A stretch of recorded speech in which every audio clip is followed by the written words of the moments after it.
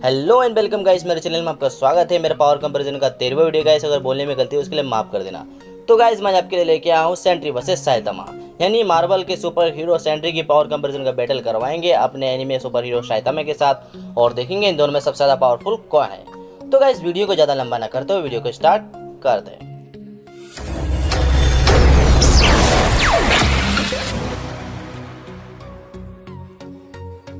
तो गाइस सबसे पहले स्टार्ट करते हैं अपने सेंट्री से। सेंट्री मार्वल का मोस्ट पावरफुल कैरेक्टर में से एक है जिसके पास 10 लाख एक्सप्लोडिंग सन की पावर है। सेंट्री का असली नाम रॉबर्ट रेनॉल्ड है, जो सुपर सीरम पीने के बाद उसके पास 10 लाख एक्सप्लोडिंग सन की पावर आ जाती है। सेंट्री के पास सुपर ह्यूमन स्ट्रेंथ है, सुपर ह्यूमन ड्यूरेबिलिटी है, सुपर ह्यूमन स्टेमिना है, सुपर ह्यूमन स्पीड है, इनवॉल्नरेबिलिटी है, टेंजिबिलिटी है, इनविजिबिलिटी है, टेलीपैथी है, shape shifting, matter manipulation, immortality, telekinesis जैसी पावर और एबिलिटी है। सेंट्री अपनी बॉडी से ऐसी रेडिएशन छोड़ सकता है जिससे वो किसी भी सुपर हीरो को शांत कर सकता है, जैसे हल्क हो। और आप हल्क को जानते ही हैं कि हल्क को कितना गुस्सा आता है, और जब हल्क को गुस्सा आता है तो उसे काबू करना बड़े से बड़े सुपर हीरो के लिए मुश्किल हो जाता है। अगर सेंट्री हल्क को काबू कर लेता है, इससे पता चलता है कि सेंट्री किस लेवल का सुपर हीरो है। सेंट्री ने अपने पावर से पूरे एसगार्ड को एक ही झटके से तबाह कर दिया था, जैसे सेंट्री के लिए यह कुछ भी ना हो। लेकिन गाइस सेंट्री के अगले फीट के सामने ये कुछ भी नहीं है। एक इवेंट के दौरान ऑब्जर्वर मैन ने सेंट्री के थोड़े से पावर को ऑब्जर्व करके कहा कि उसने ऐसा पावरफुल कभी महसूस नहीं किया था। उसने इससे पहले हल्क के पावर, थॉर के पावर तथा ओडिन के मैजिक को ऑब्जर्व किया था, लेकिन उसने इस तरीके से महसूस कभी नहीं किया था। फिर उसका सेंट्री ने कहा कि तुम अब 10 लाख एक्सप्लोडिंग सन की पावर को ऑब्जर्व करो। सेंट्री ने जैसे ऑब्जर्वर मैन के गले को पकड़ा, observer man atom by atom में टूटने लगा। सेंट्री के पास गॉड लाइक पावर है। सेंट्री मरे हुए को भी जिंदा कर सकता है। अल्ट्रॉन ने सेंट्री की वाइफ को मार दिया था। सेंट्री ने अपनी एक ही टच से अपनी वाइफ को जिंदा कर दिया था। एक आइलैंड में अवेंजर मैग्नीटो के साथ फाइट कर रहे थे। सेंट्री ने अवेंजर और कैप्टन अमेरिका से कहा अगर वो चाहे तो पूरा आइलैंड को डुबो सकता है, वो भी कुछ ही समय में। वैसे तो सेंट्री को डैमेज करना बहुत मुश्किल है, लेकिन सेंट्री अपने स्केलेटन से अपने नॉर्मल फॉर्म में कुछ ही समय वापस आ सकता है। लेकिन थोर के साथ एक फाइट के दौरान सेंट्री सिर्फ अपने एक एटम से वापस रिजेनरेट हो जाता है।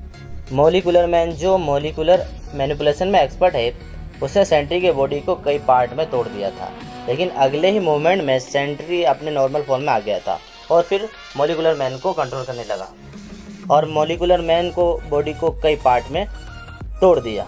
और फिर वो कहने लगा आखिर सेंट्री ऐसा कैसे कर सकता है, जबकि मैं मॉलिक्यूलर मैनिपुलेशन में एक्सपर्ट हूँ। सेंट्री ने मॉलिक्यूलर मैन के हर पार्ट को एटम में बदल कर डिस्ट्रॉय कर दिया था।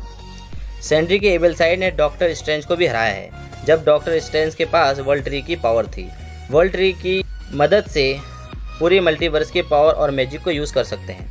सेंट्री ने ज्यूस के बेटे गॉड ऑफ वार एरिस को 2 टुकड़ों में चीर दिया था, वो भी अपने हाथों से। अनकैनी एवेंजर्स में हमें डेथ सी सेंट्री दिखा, जो नॉर्मल सेंट्री से बहुत ज़्यादा पावरफुल था। जो एपोकलिप्स के दौरान सेंट्री पूरी तरह से स्टेबल हो गया था। उसके अंदर का इवल साइड पूरी तरह से ख़त्म हो चुका था, जिसने थोर को एक ही पंच में एक प्लेनेट से दूसरे प्लेनेट में फेंक दिया था और उसने अपने पूरी पावर यूज़ किए बिना थोर को हरा दिया। इसके अलावा सेंट्री का एक और फॉर्म है जिसे ऑल न्यू सेंट्री कहते हैं। इस फॉर्म में सेंट्री और उसका इवल मर्ज हो जाते हैं, जिससे सेंट्री और पावरफुल हो जाता है। नॉर्मल सेंट्री के पास मल्टी सोलर सिस्टम लेवल की पावर है। ये एक हेराल्ड लेवल का कैरेक्टर है।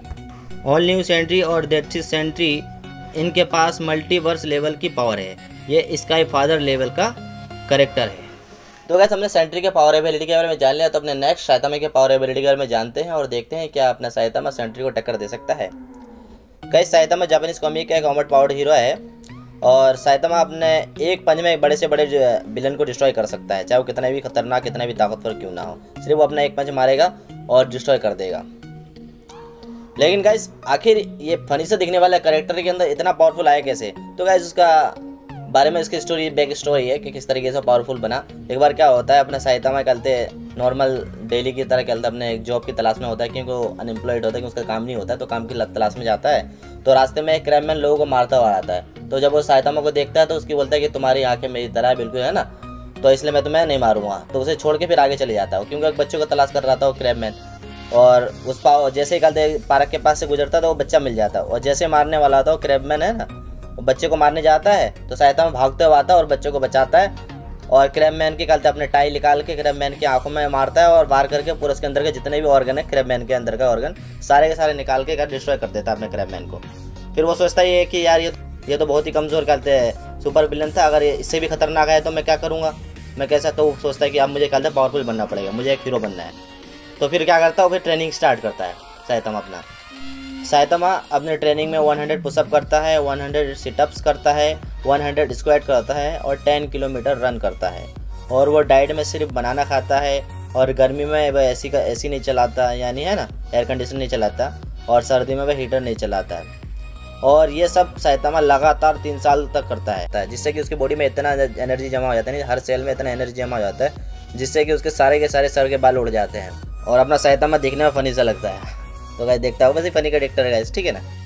गाइस साइतामा के पास कोई भी साइकिक पावर नहीं है, या होगा भी तो उसको अभी रिवील नहीं किया गया है। साइतामा के ऊपर किसी भी साइकिक पावर का असर नहीं होता है। हमने देखा था जब बोरुस का स्पेसशिप चलाने वाले कप्तान ने साइतामा के ऊपर अपने साइकिक पावर से उसमें ब्लैक होल की ग्रेविटी का यूज़ किया था, लेकिन साइतामा को उसको कोई असर नहीं हुआ था, लेकिन उसके आसपास की ज़मीनें धंस गई थी बिल्कुल ही। और ना ही साइकिक पावर से साइतामा के माइंड को कंट्रोल किया जा सकता है। साइतामा की बॉडी बुलेट प्रूफ है, बड़े से बड़े कॉस्मिक पावर से उस पर हमला किया जाए तो भी साइतामा के शरीर को असर नहीं पड़ेगा, लेकिन उसके कपड़े जल जाएंगे। ऐसा हमने काफ़ी सारे एपिसोड में देखा है। साइतामा के ऊपर निकालते हैं लॉर्ड बोरुस निकालते उसका मतलब अटैक किया था अपने बींग से, जो स्टार बींग जो भी हो उस पावर से हमला किया था, जिससे कि उसके पूरे शरीर के कपड़े जल जाता, पूरा नंगा हो जाता, फनी सा लगता देखने में। तो लेकिन उसके शरीर पर जर्रा बराबर भी खरोच नहीं आती गैस। इससे पता चलता है साइतामा बॉडी बिल्कुल बुलेट प्रूफ है। साइतामा स्पेस में सर्वाइव कर सकता है, लेकिन उसे स्पेस में सांस लेने में तकलीफ होगी। लेकिन अगर किसी तरीके से उसे ऑक्सीजन सिलेंडर प्राप्त करवा दिया जाए और बिना स्पेस सूट के भी अच्छे से अच्छे विलन को धूल चढ़ा सकता है स्पेस में। साइतामा की स्पीड लाइट की स्पीड को भी सरपास करती है, क्योंकि जब बोरुस के साथ साइतामा की फाइट हो रही थी तब बोरुस ने साइतामा को चांद पर फेंक दिया था, लेकिन साइतामा कुछ ही सेकंड में वापस आ गया था। साइतामा ने स्पीड में सोनिक को भी हराया है, जो अपने आप को सोनिक से तुलना करता है, लेकिन तब भी साइतामा ने उसको मूवमेंट को इजीली देख लिया था। वेट लिफ्टिंग के बारे में बात करें तो साइतामा लाखों टन आराम से उठा सकता है। साइतामा फ्लाइट नहीं कर सकता, लेकिन साइतामा को फ्लाइट करने की कोई ज़रूरत नहीं है, क्योंकि हमने देखा कि साइतामा काफ़ी ऊंचा छलांग लगा सकता है। साइतामा की छलांग उड़ने से कंपेयर कर सकते हैं। साइतामा अपने एक छलांग में अपने अर्थ की ग्रेविटी को आराम से पार कर लेगा, इसलिए साइतामा को उड़ने की कोई ज़रूरत नहीं है। लेकिन कुछ लोग ये भी कहेंगे गाइस कि भाई तू गलत बोल रहा है, साइतामा उड़ सकता है। और जो लोग ऐसा कहते हैं गाइस, वो पहले जाके वन पंच मैन की एपिसोड फिर दोबारा से देखे और पूरा देखे, और फिर आके मुझे कमेंट करे कि साइतामा उड़ सकता है कि नहीं। ठीक है गाइस। साइतामा एक सेल्फ मेड सुपर हीरो है और उसने ये पावर अपने खुद के दम पे हासिल की है।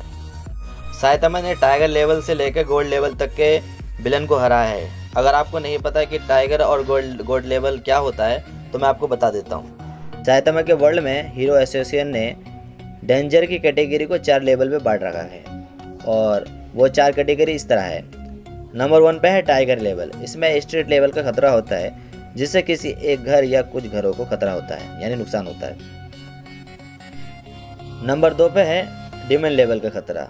इसमें पूरे शहर को डिस्ट्रॉय किया जा सकता है, या ये पूरे सिटी को डिस्ट्रॉय कर सकता है। नंबर 3 पे है ड्रैगन लेवल का खतरा। इस लेवल के विलन मल्टी सिटी को डिस्ट्रॉय कर सकते हैं, यानी काफ़ी सारे शहरों को आराम से डिस्ट्रॉय कर सकते हैं। ये ड्रैगन लेवल का खतरा होता है। और नंबर 4 पे है, यानी सबसे आखिर में है गोल्ड लेवल का खतरा। इसमें पूरे अर्थ को डिस्ट्रॉय किया जा सकता है। और साइतामा ने इन चारों लेवल के खतरे को आराम से हरा रखा है। और अगर हमें साइतामा के पावर का अंदाजा लगाना है तो हमें बोरुस के पावर के बारे में जानना पड़ेगा। ठीक है। बोरुस यूनिवर्स का सबसे ताकतवर विलन था। बोरुस का काम यह होता है कि वह पूरे यूनिवर्स में घूम कर यूनिवर्स के हर ग्रह में जाकर उस ग्रह के सबसे ताकतवर जीव को हराना था, और जो ग्रह उससे हार जाता था तो वह ग्रह उसका गुलाम बन जाता था। लेकिन एक बार बोरुस की जादूगरनी बोरुस को बताती है कि इस यूनिवर्स में एक ऐसा ग्रह है, वहाँ तुमसे भी ज़्यादा पावरफुल जीव है जो तुम्हें हरा सकता है। इसलिए बोरुस अर्थ में आता है ताकि वह साइतामा को हरा सके। फिर उसके बाद साइतामा और बोरुस की फाइट होती है और बोरुस अपने फॉर्म चेंज करता रहता है और बोरुस का हर फॉर्म इतना पावरफुल होता है कि वह पूरे अर्थ को आसानी से डिस्ट्रॉय कर सकता है। लेकिन साइतामा उसके हर फॉर्म को इजीली डिस्ट्रॉय कर देता है और फिर लास्ट में बोरुस अपना सबसे पावरफुल अटैक करता है और ये अटैक इतना पावरफुल होता है कि पूरे गैलेक्सी को डिस्ट्रॉय कर सकता है। लेकिन साइतामा इसे अपने सीरियस पंच से आसानी से हरा देता है। लास्ट में बोरुस मरते टाइम साइतामा से पूछता है कि तुमने अपने फुल पावर का यूज़ नहीं किया था। इसका मतलब यह हुआ कि साइतामा ने जो सीरियस पंच मारा था वो असली में नॉर्मल सीरियस पंच था। इससे पता चलता है कि साइतामा इससे भी बड़े लेवल के विलन को हरा सकता है और साइतामा एक डिस्ट्रॉयर है। और आप लोग जानते हो कि डिस्ट्रॉयर का मतलब क्या होता है। डिस्ट्रॉय करना, वो दोबारा क्रिएट नहीं कर सकता। आपने लॉर्ड बीरस के बारे में जानते हो, जो ड्रैगन बॉल में वो क्या डिस्ट्रॉयर है, हर चीज़ को डिस्ट्रॉय कर सकता है, ठीक है। उसी तरीके से अपना साइतामा भी एक डिस्ट्रॉयर है। साइतामा कभी बीमार नहीं पड़ सकता, लेकिन गाइस साइतामा एक मॉडल है और एक ना एक दिन मरेगा। हालांकि साइतामा को किसी भी पॉइजन और किसी भी पावर से मारा नहीं जा सकता, लेकिन बढ़ती उम्र उसको मार ही देगी गाइस। चाहे उसकी उम्र चाहे 100 साल हो या फिर 1000 साल हो, एक ना एक दिन उसकी बढ़ती उम्र उसे मार ही देगी। तो गाइस बस यही एक कमज़ोरी है इसकी, क्या इमॉर्टल होना। अगर इमॉर्टल हो जाए तो गाइस फिर तो वो कहते हैं बड़े से बड़े विलन कोई भी आ जाए उसके सामने सबको हरा देगा, फिर कोई दिक्कत नहीं है फिर बनता। तो हो सकता है क्या ऐसा कि क्या पता वो इमॉर्टल हो, अभी दिखाया ना हो। आने वाले एपिसोड, आने वाले सीजन में पता चलेगा कि भाई साइतामा क्या है क्या नहीं है। अभी पूरा रिवील उसके बारे में पूरा खुलासा नहीं किया, साइतामा को क्या ना रियल बात क्या है अभी तो बताया नहीं गया है। तो गाइस यही है अपने साइतामा की पावर। तो गाइस हमने साइतामा के पावर के बारे में जान लिया और इन दोनों पावर कंपेरिजन करवाते कि साइतामा जीत सकता है या अपना सेंट्री। तो इसमें बड़ा डिफिकल्ट है, लेकिन गाइस करवाना तो पड़ेगा अपना पावर कंपेरिजन। अपना सेंट्री जो है मोलिक्यूल में बदल के किसी को मोलिक्यूल में बदल सकता है ना, किसी को भी हरा सकता है। और अपना साइतामा के पास एक सेल्फ मेड सुपर हीरो है, वो इतना पावरफुल है, अपने यूनिवर्स का कहते हैं अब नंबर 1 पे अपना सबसे ताकतवर है अपना साइतामा। लेकिन अपना जो ये अपना सेंट्री है वो अपने यूनिवर्स का सबसे ताकतवर नहीं है, समझिए ना।